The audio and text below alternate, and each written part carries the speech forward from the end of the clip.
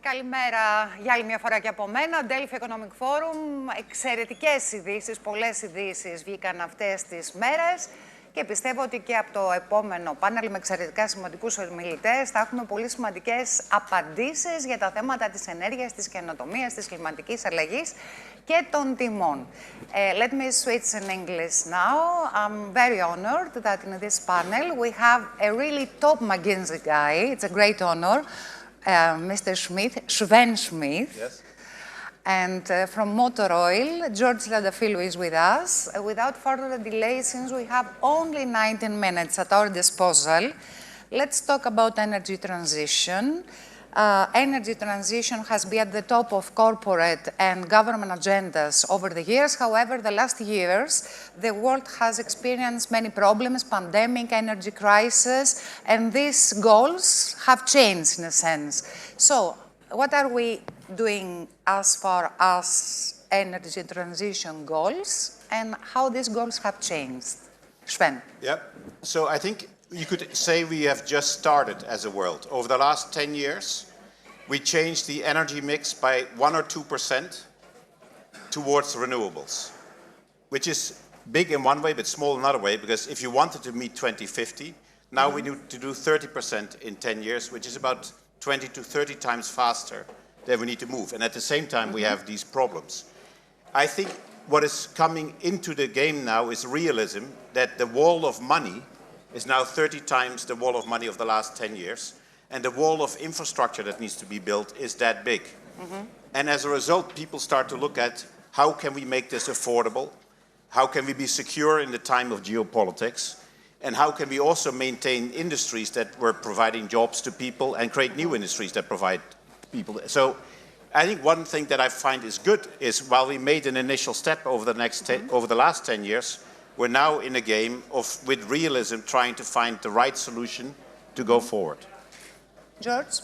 Yeah, I'm going to hold on to the word realism, and I'm going to say, when you step back from the macro and you look at it from the perspective of an energy company with a clear transition plan, like Motor Oil, our goals haven't changed. What has happened is the recent events have brought probably closer to us policymakers because they have understood what it takes to actually achieve the transition. There is nobody amongst today, at least there shouldn't be anybody who's a policymaker, investor, or running an energy company that doesn't understand the importance of green energy, but they should also understand the intermittency, the lack of energy density, the issues created by alternative and renewable fuels, and the fact that we need to invest in transition while actually investing in the current in the current energy system. For me, the energy transition is like changing an airplane engine mid-flight. You need to acknowledge that the current engines are keeping you in the air, and you need to also make sure that the new engines are going to keep you there. Okay, big question. It's a philosophical almost question. Away from hydrocarbons, which generally originate in less stable and secure regions of the world. Others say that there is a need for new firm sources which ensure critical supplies under all scenarios. Λοιπόν, what's the solution in this conundrum? A lot of people think that energy transition, if we achieve our energy transition goals, we will also achieve energy security. And this premise is actually founded in the fact that renewable-based systems are actually quite secure if you deal with intermittency. However, we ignore the dimension of scale, time, and cost. And these are probably the most important dimensions when you have an energy security problem. We need to rewire our economies in order to be able to achieve the energy transition. We need to be able to extract and refine 10 times more materials globally than what we do today, and even more. We need to create supply chains, global supply chains that need to have reasonable security and security from the issues that you're facing today and the reason why you have issues with energy security today. And you definitely need to power all of this, not to power all of this with coal. For instance, China today is bringing up online around 3 new coal plants every week. So we cannot ignore these facts anymore. It's not about energy transition versus energy security. It's not about good energy versus bad energy. Energy transition is important for climate balance. Energy security is important for our prosperity. We need to invest in both. And this is the reason why, if you look at our plan, we invest $2.5 billion in the transition of the group, but we also invest $1.5 billion in the resilience and the expansion of the capacity of the existing energy business, which is a pillar of energy security for the country. Okay, of course, security, but also pricing. This energy transition, how is going to affect the prices? Are we going towards a world with a cheaper or more expensive energy, Sven? It depends on how we do it. The way we do it right now, it's going to be more expensive. But we just launched at COP last time a report that you can actually do the energy transition at half price. That's still not enough to not make it more expensive. But then you would do some cheap stuff first. The cheapest way to reduce carbon is methane leakage, which, by the way, in COP has been committed by all the oil and gas industry that they will stop this. The second one is heat leakage, the second cold leakage, and process waste and food waste. That's 30 to 40% of the carbon. That costs only $20 a ton. A full transition, not the first 10% of wind and solar replacing oil and gas, is $200 a ton. That will not work. And so we need to work on the cheap stuff first and spend the money on innovating the expensive stuff so it gets cheaper. Carbon capture and storage, now not in the money. Green steel, now not in the money. And one of the issues that we have is that we are spending all the effort on deploying what's still expensive instead of most of the effort on innovation. And I think the difference between Europe and the US with the IRA is the IRA is subsidizing innovation. And we do have time. You can be more elaborative. Okay. So Ich bin keine Frau. We can subsidize innovation in the IRA, which is immediately shifting lots of capacity to the US because it's a very different thing. What Europe does is, in 2030, we need to have cars being EV, which makes the industry more expensive and less competitive. We have to do this in a way that it's affordable, and we have to do it in a way that we maintain jobs in healthy industries while we create new industries. And if you do it the other way around, you do it expensive. What we actually learned also with Ukraine, when the energy price goes up 2 to 3 times, politicians are forced to subsidize energy. Because at 2 to 3 times, it just doesn't work for the people. Not in Greece, not in the Netherlands, but certainly not in Africa.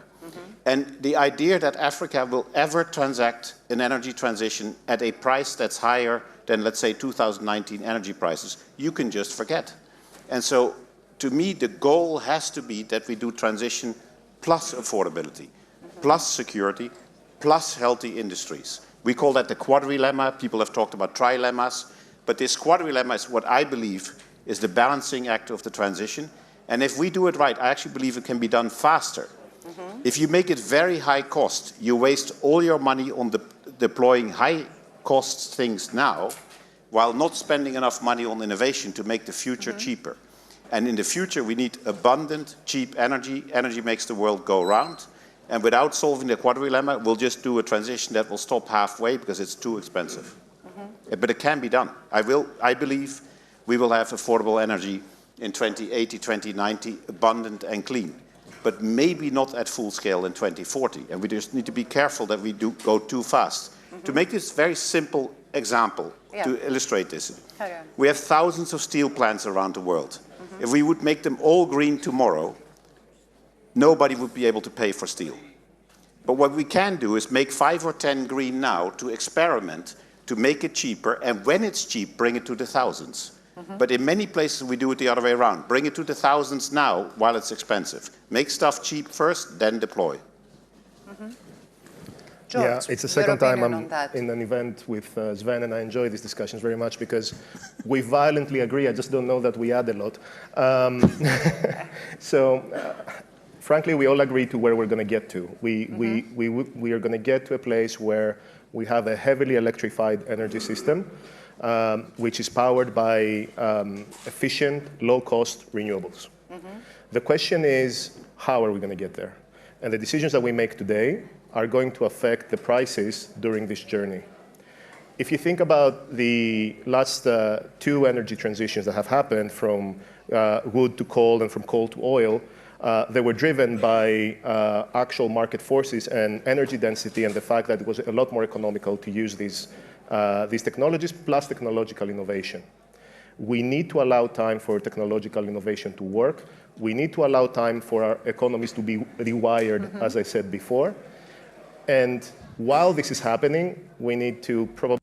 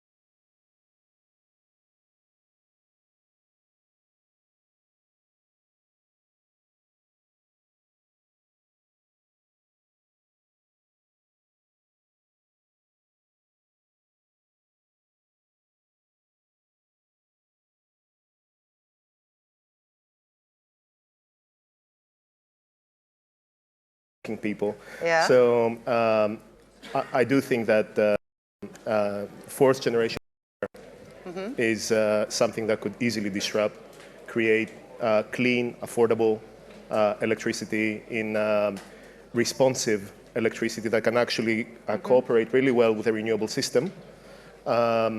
But I will let Sven go a little bit deeper into that. I also think there is a lot that can be done in the circular economy space. We can do a lot with our waste. There is a lot of energy content in there, and we should be using our waste. It's cheaper than actually developing other forms of renewable energy. We should be using our waste to create energy for ourselves. I fully agree with George that nuclear is changed. COP actually made a commitment to 30-fold nuclear commitments. So I think this debate has shifted. In Germany, it will take some time, but the world has moved on because we know we need base load power. I will also say that the world will continue to need oil and gas for energy for years to come. But for those who think we will stop it ever, in 2100 we will need it just for chemicals and plastics and other things when the 4.8 billion people go there. So the disruption could be that all energy goes away from oil and gas over time, but then we still need it for other things. The other disruption that I see is, think about heat. 40% of energy goes to heat. Heat storage is incredibly cheap. Try to conclude because the light is fading out. Heat storage is incredibly cheap.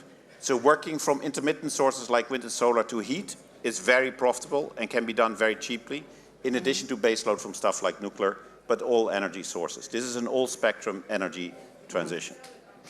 Κυρίες και κύριοι, ήταν μεγάλη χαρά και τιμή να σας έχουμε μαζί μας. Να ευχαριστήσουμε πάρα πολύ τον κύριο Triantafyllou. Thank you very much, George Triantafyllou from Motor Oil.